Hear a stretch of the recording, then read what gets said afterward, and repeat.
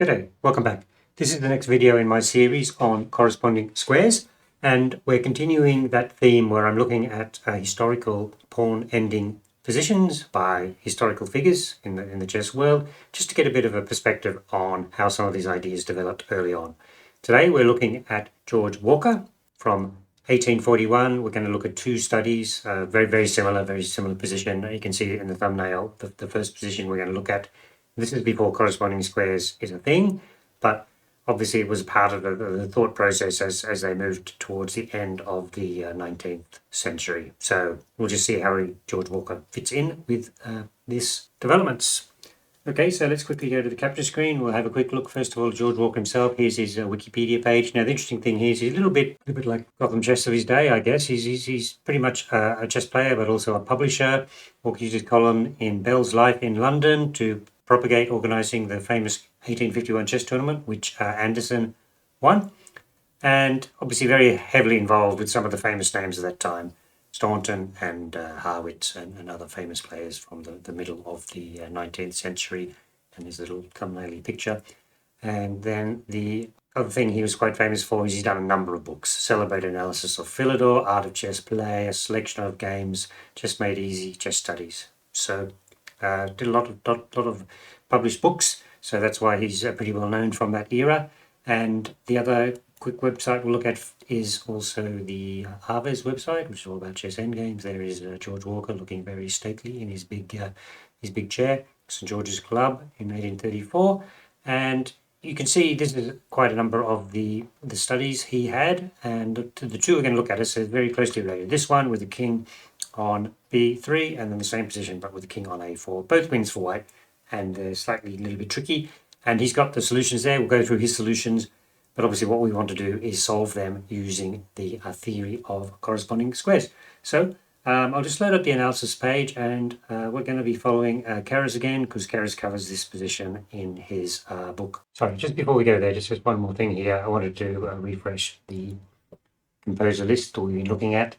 It was Van Zuylen last time, very early on. Walker, born around 1800. So you can see that he's very early on in this analysis of different composers. We've done Centurion, Lecoq, and so whatever. I'm going to have to reorganize this because obviously a lot of the composers we looked at are around the turn of the 19th century, early 20th century.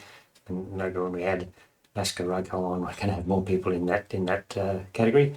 However, I just thought that's quite interesting. That's just sort of a reminder of the people we've already looked at in corresponding squares or similar study like. Okay, so if you're going to solve this yourself, now's the time to have a bit of a look at it and think about the corresponding squares and the way of white winning. Now, in a sec, we're going to look at what Keres said about this position, but to help us understand Keres, we'll just go through a few general ideas about this position, which he makes, and I'll just explain them very briefly. First thing is that, normally you think of a position like this with two routes, right?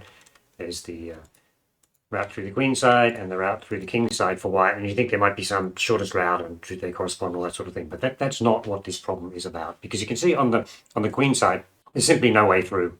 I mean, black has a bunch of squares you can go backwards and forwards between, and there's only one access point, so black can hold white on the queen side very simply. On the other hand, if white gets to the king side, then you'll have typical key squares. Let's just imagine. I didn't save the.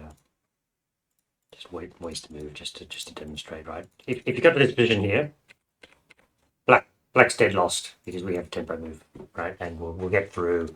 We'll capture the pawn, and then we'll have two pawns, and it'll be an easy win, right? So two things: white can't use the queen side, and black can't use the king side, right? This is what I want to get about my points over here. What black can do is counterattack. We mentioned the counterattack a few times. In some lines, the black king would attack the backward pawn and maybe promote his own pawn and draw. What we're really thinking about in this position, just go back to the start, how can white get to the king side, stopping black's counterattack? How to defend, particularly these two pawns. Another color. These two pawns as the king makes its way over there, and kind of the same question. We'll see later on, there's a gap white has to get through. It's like mine the gap. That being said, let's now quickly go to over here, the Keres pages on it. I'd actually skipped this and gone on to other Keres problems because this one I found it a bit difficult to understand, because you have to think from a different perspective, because normally we were saying in most positions, white's attacking, black's defending, and black tries to work out his corresponding squares.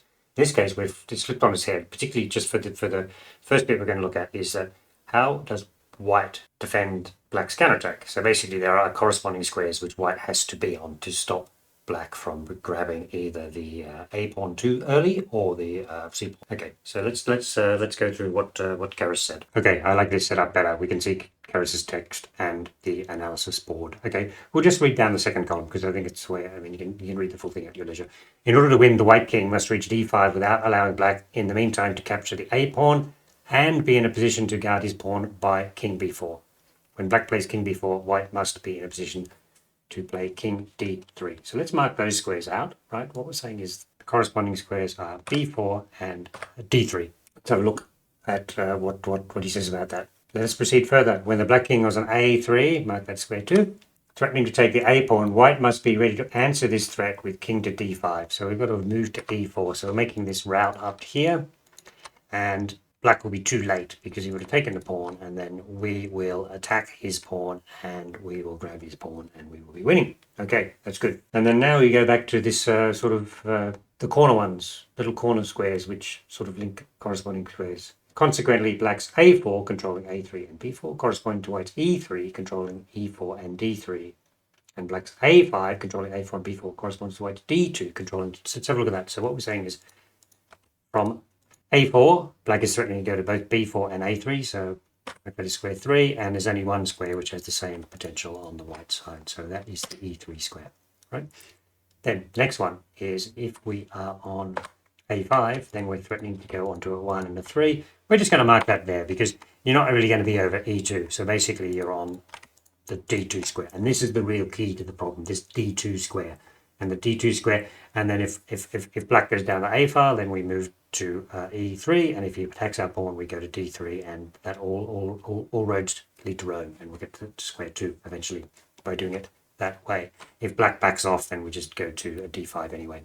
Okay, and then the final thing is that once again we have now carried out the most difficult part of our task. There only remains for white to reach d2 by careful maneuvering.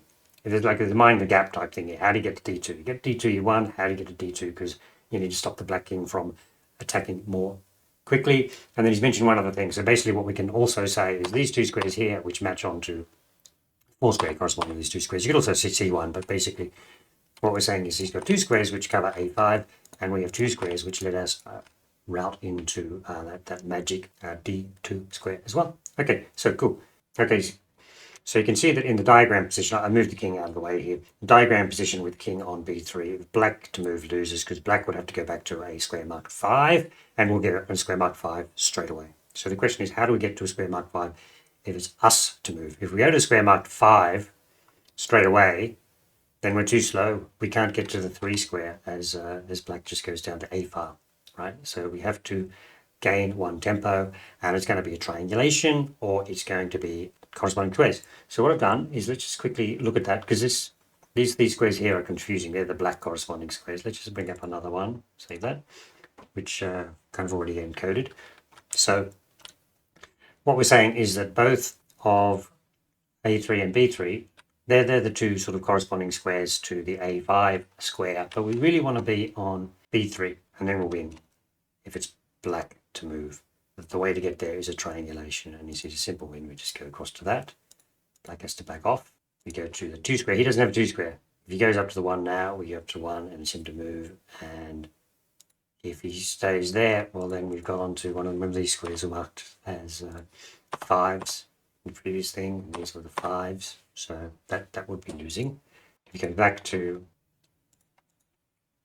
a5, then we sit on b3, and now we're back in that position where there were the 5 squares, there are the 5 squares. Black's going to have to go back, and we are going to move across. Okay, in terms of that triangulation here, make it black to move. So now that we've done that, we can actually do the full solution now, which means let me bring up the other page which Keras had. Okay, here it is. King a3, only move to win. Black has to drop back with king b6, king b2, triangulation as we said, king a5. The best, as other moves allow king c3 with an easy win. Okay, and now we go king b3. This is the tempo gain. If we went straight across, we would have lost it. So now black is forced back on to d6. And then now we can do our march. King c3. Now obviously black's got to come up. He's losing if he stays on the king side. This king d2 is the special move. Just give me a minute. I want to bring this back up with all the corresponding squares mapped on it. 1 second.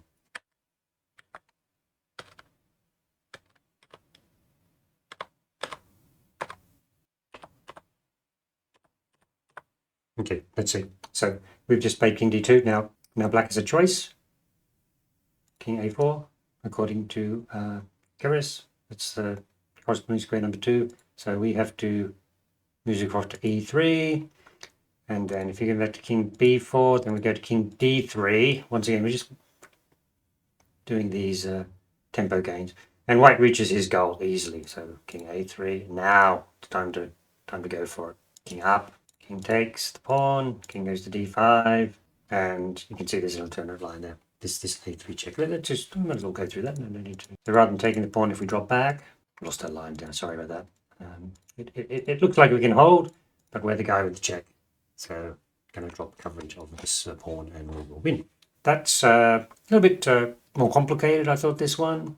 You have to be aware of the king's counterattack, and you have to use that extra triangulation, sort of first little corresponding square puzzle before you get into the main corresponding square puzzle. Okay, so that was the position by George Walker from 1841. There were two similar positions, and the solution both of them was the same. And a lot of it was just getting the extra tempo before white went for a march on the king side. And I say, I'm finding it quite interesting to look at these older chess puzzles and solving them by using corresponding squares. Just to close out, I might go back to the mapping so you can see it. This was the mapping we came up with, right? And remember, the key to this was just building up corresponding squares. b4's d3, a4's e3, and then you get a3 then becomes e2, and a5 becomes d2, pretty key one, and then you've got this row of 5s and row of 5s, and basically as long as white can get across, and he will be winning, but one wrong step, and it'll be a draw again. Okay, cool. Okay, well, I hope you enjoyed that. Both we learned a little about George Walker, and we've seen another puzzling corresponding squares. Thank you very much for watching.